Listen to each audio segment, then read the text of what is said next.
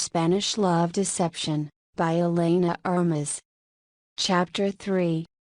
This wasn't how I had pictured my evening going. It was late, in-tech's headquarters had mostly emptied, I had at least 4 or 5 hours of work ahead of me, and my stomach was rumbling so loudly that I suspected it was about to start eating itself. Estoy jodida, I said under my breath, realizing how screwed I really was. 1. Because the last thing I had eaten was a sad green salad that clearly turned out to be a big mistake as much as it had seemed the most sensible idea, having the wedding a total of 4 weeks away. 2. I didn't have any snacks at hand and no change for the vending machine downstairs. And 3. The PowerPoint slide on my laptop screen was still blinking at me, half empty. My hands fell on my keyboard, hesitating over the keys for a full minute. A text pinged from my phone, drawing my attention. Rosie's name flashed on the screen. I unlocked it, and an image immediately popped open. It was a photo of a luscious flat white, topped by a beautiful milk foam rosette. Beside it, there was a triple chocolate brownie that shamelessly glinted under the light. Rosie, you in? She didn't need to specify the plan or send me the address. That feast could only belong to around the corner, our favorite coffee shop in the city. My mouth started immediately salivating at the thought of being in that caffeinated safe haven on Madison Avenue. Muffling a groan, I wrote back. Lena, I'd love to, but I'm stuck at work. 3 dots jumped on the screen. Rosie, you sure? I saved you a seat. Before I could type back a reply, another text came through. Rosie, I got the last brownie, but I'll share. Only if you get here quickly. I'm not made of steel. I sighed. Definitely better than the reality of working extra time on a Wednesday evening, but hey, broken bar Lena, I can't. I'm working on the open day stuff I told you about. I'm deleting that photo, BTW. Too tempting. Rosie, oh number. You didn't tell me more than the fact that you were stuck with it. When's it taking place? Lena, right after I'm back from Spain. Bride emoji skull emoji Rosie, I still don't get why you have to do it. Aren't you swamped with work? Yep. That was exactly what I should have been doing, the job I was paid to do. Not organizing an open doors day that served as an excuse to show around a bunch of suits that I'd have to feed, babysit, and be extra nice to. Whatever the hell that meant. But complaining wouldn't get me anywhere. Lena, unhamused emoji, it is what it is. Rosie, yeah, well, I don't like Jeff all that much right now. Lena, I thought you said he was a silver fox. Smirking emoji Rosie, I said, objectively. And he can look good for a 50-year-old and still be a jerk. You know I seem to find those particularly attractive. Lena, you kinda do, Rosie. That Ted was a totalist's face. Happy you two are not a thing anymore. Rosie, poo emoji. The text stopped coming long enough for me to think our conversation was done. Good. I needed to work on this. My phone pinged again. Rosie, sorry, the owner's husband just showed up, and I got distracted. Swoon Rosie, he is so handsome. He brings her flowers once a week. Crying emoji Lena, Rosalind, I'm trying to work here. Snap a photo and show me tomorrow. Rosie, sorry. Did you talk to Aaron, BTW? Thinking face emoji. Is he still waiting?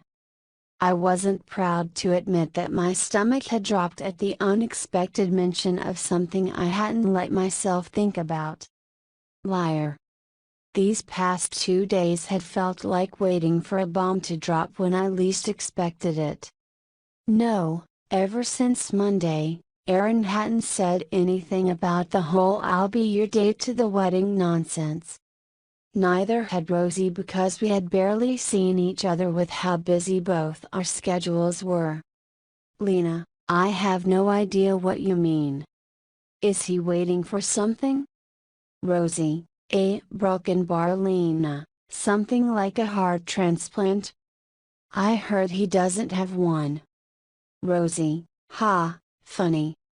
You should keep the jokes for when you two talk. Lena, we won't. Rosie, that's right. You two are too busy staring at each other intently.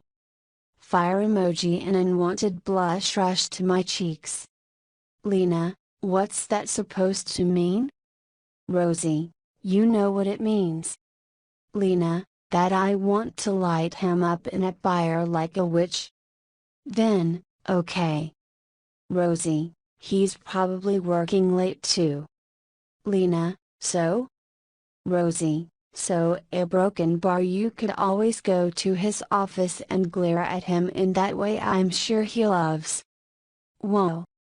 What the heck? I moved uncomfortably in my chair as I stared at my phone screen in horror. Lena, WTF are you talking about? Did you eat too much chocolate again? You know it makes you trippy. Shocked emoji. Rosie, deflect all you want. Lena, not deflecting, just genuinely concerned about your health right now. Rosie, eye roll emoji. This was new. My friend had never directly addressed whatever nonsense she thought she saw. She still dropped a comment here and there every once in a while. Simmering tension, she had said one time. To which I had snorted so hard that a little bit of water came out my nose. That was how ridiculous I thought her observations were. In my humble opinion, all those soapy shows she watched were starting to mess up her perception of reality. Hell, and I was the Spanish one out of the two. I had grown up watching soap operas with my abuela. But I surely wasn't living in one. There wasn't simmering tension between Aaron Blackford and me. I do not glare at him in a way he loved. Aaron didn't love anything. He couldn't do that without a heart. Lena, all right, I have work to do, so I'll let you get back to your coffee, but stop raiding the pastry counter. I'm concerned. Rosie, okay, okay. I'll stop for now. Heart emoji. Good luck. Lena, heart emoji. Fire emoji. Locking my phone and placing it face down on the table, I took a deep, energizing breath. Time to get this show going. The image of the chocolate brownie popped in my head. Assaulting me. No, Lena. Thinking of brownie or any food wasn't going to help. I needed to make myself believe that I wasn't hungry. I'm not hungry, I said out loud, putting my chestnut hair in a bun. My stomach is full. Packed with all kinds of delicious food. Like tacos. Or pizza. Or brownies. Coffee. And my stomach grumbled, ignoring my visualization exercise and invading my mind with memories of around the corner. The delicious scent of roasted coffee beans. The welcome sensory attack that involved taking a bite of a brownie that included 3 sorts of chocolate. The sound of the coffee machine steaming milk. Another complaint rose from my noisy stomach. Sighing, I reluctantly kicked out all those images off my mind and rolled up the sleeves of the thin cardigan I had to wear in the building, thanks to the AC being tuned up to the max in summer. Okay, stomach, Work with me here, I muttered to myself, as if the words would maybe make some kind of difference. I'll take us to around the corner tomorrow. Now, you need to stay quiet and let me work. Okay? Okay. The word echoed in my office as if it had been my stomach answering. But I wasn't that lucky. That was odd. The same deep voice came again. But I guess it goes with your personality. Not needing to lift my head to know who was behind that rich tone, I closed my eyes. Damn you, Rosalind Graham. You summoned this evil entity into my office, and you'll pay for this in chocolate. Cursing under my breath because, of course, it had to be him hearing me rally myself, I schooled my face into a neutral expression and looked up from my desk. Odd? I like to think of it as endearing. No, he answered quickly. Way too quickly. It's a little disturbing when you say more than a couple of words. And you were having a full conversation with yourself. I grabbed the first thing I found lying around in my desk, a highlighter. I breathed in and then out. I'm sorry, Blackford. But I don't have time to pick apart my quirks right now, I said, holding my highlighter in the air. Do you need anything? I took him in as he stood under the threshold of my office door, his laptop under one of his arms, one of his dark eyebrows raised. What's around the corner? He queried, starting in my direction. Exhaling slowly, I ignored his question and watched his long legs closing the distance to my desk. Then, I had to watch him walk around it and stop somewhere to my left. I swiveled my office chair, fully facing him. Sorry, but is there anything I can help you with? His gaze fell behind me, on my laptop screen, his big body bending down. My eyes shot to his face, probably looking at him in one of the ways Rosie had pointed out earlier, glaring only without whatever crap she'd read between lines that didn't even exist. His brows drew in. Aaron placed his left hand on my desk and bent further down. Excuse me? I told to his round and kind of huge shoulder. Jesus, what is he, a giant? Realizing how very close his body was to my face and how much larger it seemed up close, I leaned back in my chair. Hello? The word came out wobblier than I would have preferred. What are you doing? He hummed, the soft noise sounding as close as he was. Right in my face. Blackford, I said very slowly, watching how his eyes scanned the PowerPoint slide on my screen. It displayed a draft of the schedule I was assembling for In-Tech's Open Day. I knew what he was doing. But I didn't know why. Or why he was ignoring me, besides because he was trying to be the biggest pain in my ass. Blackford, I'm talking to you.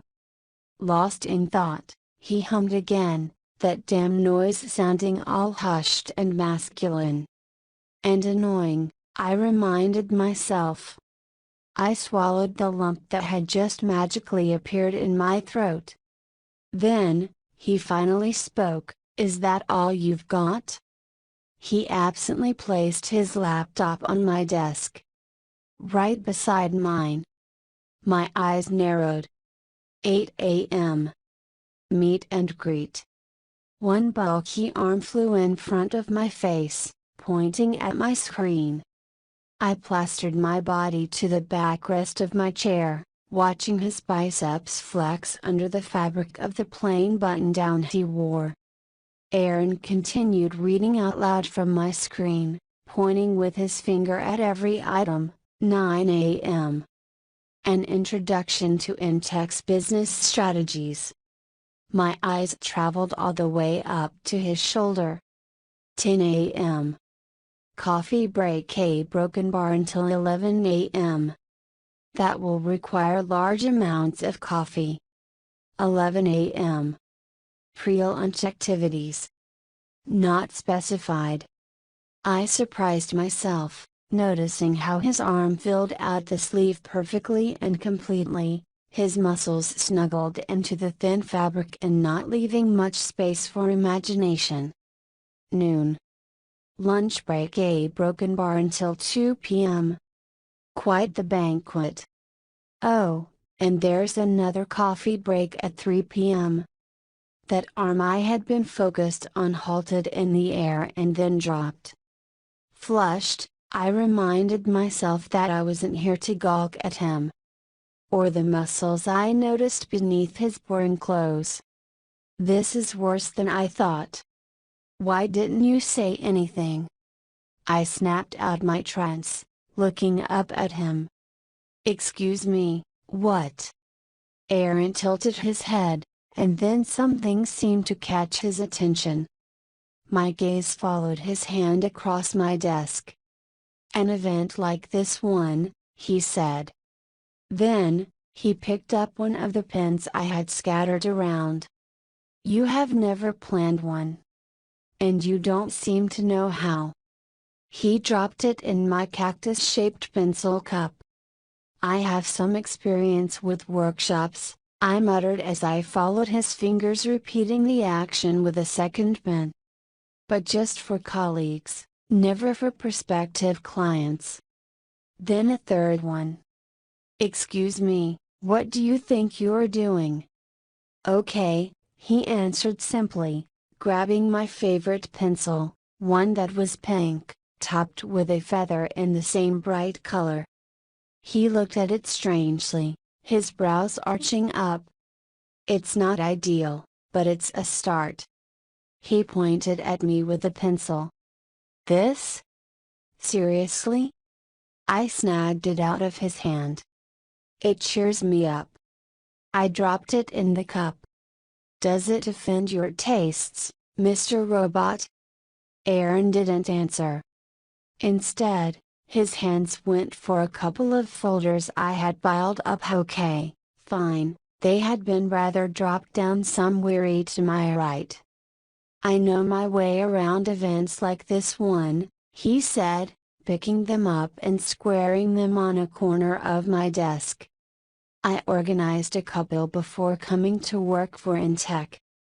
He followed that up with going for my planner, which had been lying upside down somewhere in the mess that I was starting to realize was my working space. He held it in his paw-sized hands. We just need to work fast, there's not much time to put everything together. Whoa, whoa, whoa. We? I ripped my planner out of his hold. There's no we here, I scoffed. And would you please leave my stuff alone? What are you even trying to accomplish?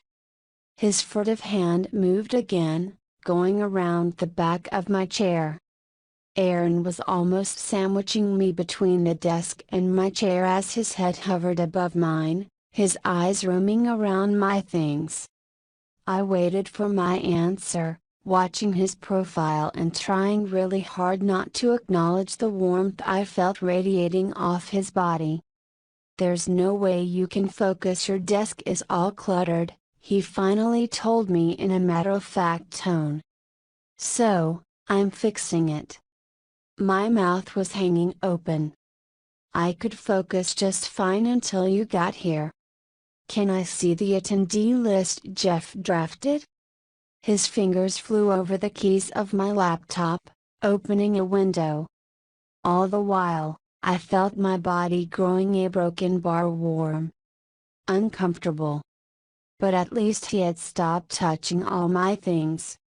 Oh, here it is. He seemed to scan the document as I just stared at his profile, starting to feel overwhelmed by his proximity. Jesus. All right, he continued, that's not a lot of people, so at least the catering will be relatively easy to get sorted. As for the A broken bar outline you prepared, that won't work. Dropping my hands on my lap, I felt dread spreading in my belly, making me wonder how in the world I was going to pull this off. I didn't ask for your opinion, but thanks for letting me know, I said weakly, reaching for my laptop and bringing it closer. Now, if you don't mind, I'll get back to it. Aaron looked down just as I glanced up at him. He searched my face for a brief moment that seemed to stretch into a full and very uncomfortably minute.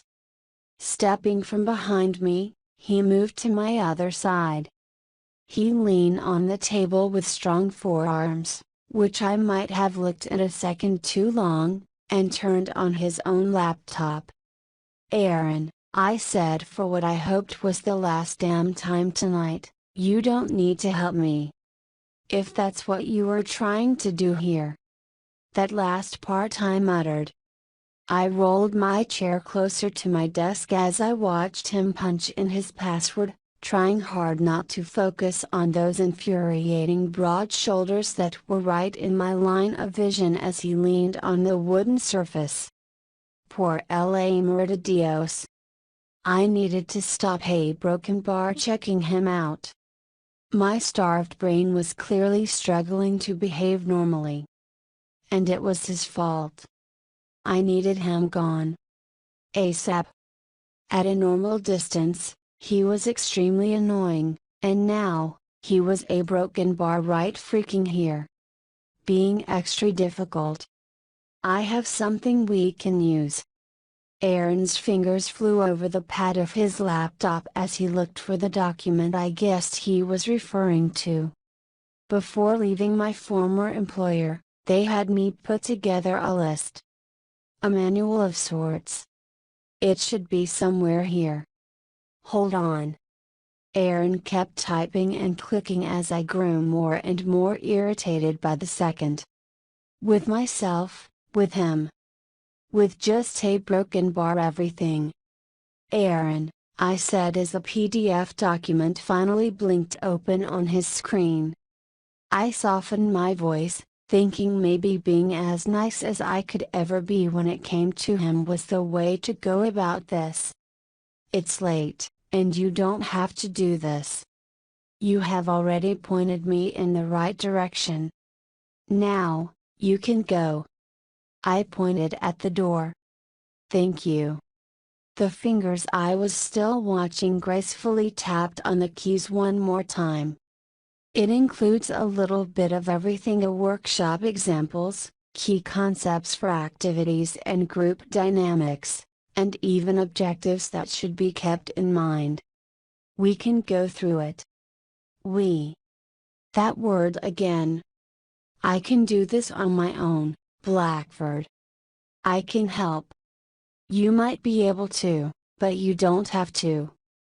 I have no idea why you have this impulse to fly in with your red cape like a nerdy Clark Kent and save the day, but no, thanks. You might look a little like him, but I'm not a damsel in distress. The worst part was that I actually needed the help. What I had trouble accepting was that Aaron was the one willing to provide it. He straightened to his full length. A nerdy Clark Kent? His brows furrowed. Is that supposed to be a compliment? My mouth snapped closed. Number. I rolled my eyes even though he might have been a little right. He sort of looked like the man behind Superman's secret identity. Not the one with the cape, the one who wore a suit, had a 9-to-5 job, and was kind of a broken bar hot for a guy working in an office. Not that I'd ever admit that out loud. Not even to Rosie. Aaron studied my face for a couple of seconds. I think I'm going to take it as a compliment, he said as one of the corners of his lips bent up just the tiniest little bit. Smug Clark Kent look-alike. Well, it's not. I reached for my mouse, clicking to open a random folder. Thor or Captain America? That would have been a compliment. But you are not a Chris. Plus, no one cares about Superman anymore, Mr. Kent. Aaron seemed to think about my statement for an instant. It sounds like you still care though. As I ignored that, he proceeded to walk behind me. Then, I watched him cross the office to the desk that belonged to one of the guys I shared the space with but who had obviously left hours ago. He grabbed his chair with one hand and rolled it in my direction. My arms crossed in front of my chest as he placed that chair beside mine and let his large body fall on it, making it squeak and look rather frail. "What are you doing?" I asked him. "You asked me that question already." He pinned me with a bored look. "What does it look like I'm doing?" "I don't need your help, Blackford." He sighed. "I think I'm having another D.A. copyright Yahoo." I stuttered. Then scoffed again. "I broken Barak." "Catalina," he said, and I hated how my name sounded on his lips in that precise moment. "You need the help. So, I'm saving us both some time because we both know you'd never ask." He wasn't wrong. I would never ask Aaron for anything, not when I knew exactly what he thought about me. Personally, professionally, it didn't matter. I had been well aware of what he thought of me all this time. I had heard him myself all those months ago even if he didn't know that. So, no, I refused to accept anything from him. As much as that turned me into a grudge holder too. Just like he was. I'd live with it. Aaron leaned back and placed his hands on the chair's armrests. The shirt strained with the motion, the change in the tension of the fabric too flattering enough for my eyes not to unconsciously drift there. Jesus! My eyes fluttered closed for a second. I was hungry, tired from dealing with all this, betrayed by my own two eyes, and honestly simply confused at this point. "Stop being so stubborn," he said. Stubborn. Why? Because I hadn't asked for his help and I was supposed to take it when he decided to offer it? Now, I was pissed. That was probably why I opened my mouth without thinking. "That's why you didn't speak up during the meeting where all this was dumped on me and then some?" "Because I didn't ask for help." "Because I am too stubborn to ever accept it?" Aaron's head reared back just slightly. He was probably shocked by my admission. I immediately regretted saying anything. I did. But it had somehow slipped out, as if the words had been squeezed out of me. Something flashed through his otherwise serious expression. "I didn't realize you wanted me to step in." Of course not. No one had. Not even H.A. copywriter, who I almost considered family. Didn't I know that by now? Yes, I was more than familiar with the fact that when it came to these situations, there were two groups of people. Those who believed that not saying anything made them stand in neutral ground and those who picked a side. And more often than not, it was the wrong one. Sure, it wasn't always as harmless as condescending and disrespectful comments like those Gerald had made. Sometimes, it was far, far worse than just that. I knew that. I had experienced that firsthand a long time ago. I shook my head, pushing the memories away. Would that have made a difference, Aaron? If I had asked you to intervene? I asked him as if he held the solution in his hands when he really didn't. I watched him, feeling my heart race with trepidation. Or if I told you I was exhausted from having to ask, would you step in then? Aaron studied me in silence, searching my face almost gingerly. My cheeks heated up under his scrutiny, making me regret more and more that I had spoken. Forget I said anything, okay? I averted my eyes, feeling disappointed and mad at myself for putting Aaron, out of all people, on the line when he didn't owe me anything. Not a single thing. I'm stuck with this anyway. It doesn't matter how or why. Or that it wouldn't be the last time. Aaron straightened, leaning his body toward me just the splinter of a hair. He took a deep breath as I seemed to hold mine, waiting for him to say whatever was brewing in his mind. You've never needed anyone to fight your battles, Catalina. That's one of the things I respect the most about you. His words did something to my chest. Something that created a kind of pressure I wasn't comfortable with. Aaron never said stuff like that. Not to anyone and particularly not to me. I opened my mouth to tell him that it didn't matter, that I didn't care, that we could just drop it, but he held up a hand, stopping me. On the other hand, I never pegged you for someone who would cower and not give their best when faced with a challenge. Whether it's unfairly imposed or not, he said, turning away and facing his laptop. So, what's it going to be? My jaw clamped closed. I broken bar I wasn't cowering. I was not scared of this thing. I knew I could do it. I just broken bar hell, I was just exhausted. It was hard, finding the motivation when something was this discouraging. I'm Noda, what is it going to be, Catalina? His fingers moved on the laptop pad with practice. Whining or working? I am not whining, I huffed. Clark Kent look like jerk. Then, we work, he fired back.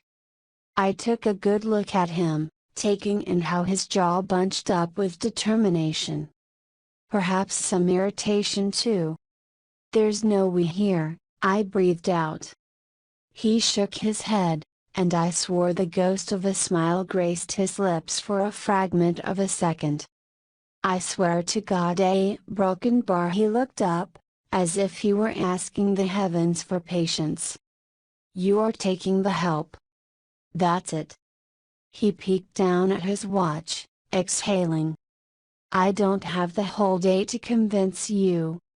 Scowl back in place, he returned to the Aaron I knew. We've wasted enough time already. This scowling Aaron I felt more comfortable with. He didn't go around, saying stupid stuff, like that. He respected me. Now, it was my turn to scowl, as I was painfully aware of how I wasn't kicking Aaron out of my office anymore. I'm as stubborn as you are, he murmured, typing something in his laptop. You know I am. Returning my attention to my computer screen, I decided to allow this strange truce to settle between us. Just for the sake of Intech's reputation. For my own mental health, too, because he was driving me completely crazy. We'd be two scowling idiots who would tolerate each other for an evening, I guessed. Fine. I'll let you help me if you are so set on it, I told him, trying not to focus on that warm ball of emotion forming in my belly. One that felt a lot like gratitude. He peeked at me quickly, something unreadable in his eyes. We'll need to start from scratch. Open a blank template. Looking away, I tried to focus on my screen. We had been in silence for a couple of minutes when out of the corner of my eye, I perceived movement. Quickly after, he placed something on my desk. Right between us. Here, I heard him say from my side. Looking down, my gaze found something wrapped in wax paper. It was a square, about 3 or 4 inches long. "What's this?" I asked him, my eyes jumping to his profile. "A granola bar," he answered without looking at me, typing on his keyboard. "You are hungry. Eat it." I watched my hands move to the snack of their own accord. Once unwrapped, I inspected it closely. Homemade. It had to be, judging by the way roasted oats, dried fruits, and nuts were assembled together. I heard Aaron's long sigh. "If you ask me if it's poison, I swear no," I murmured. Then, I shook my head, feeling that weird pressure in my chest again. So, I took the snack to my mouth, bit into it, and holy granola bars. I moaned in delight. "For Christ's sake," the man to my right muttered under his breath. Gobbling all the nutty and sugary amazingness down, I shrugged. "Sorry, it was a moan-worthy bite." I watched his head shake as he was focused on the document on his screen. As I studied his profile, an odd and unfamiliar feeling settled in.